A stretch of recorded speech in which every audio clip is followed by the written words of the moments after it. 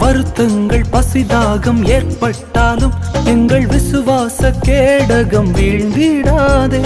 வருத்தங்கள் பசிதாகம் ஏற்பட்டாலும் எங்கள் விசுவாச கேடகம் வீழ்ந்திடாதே.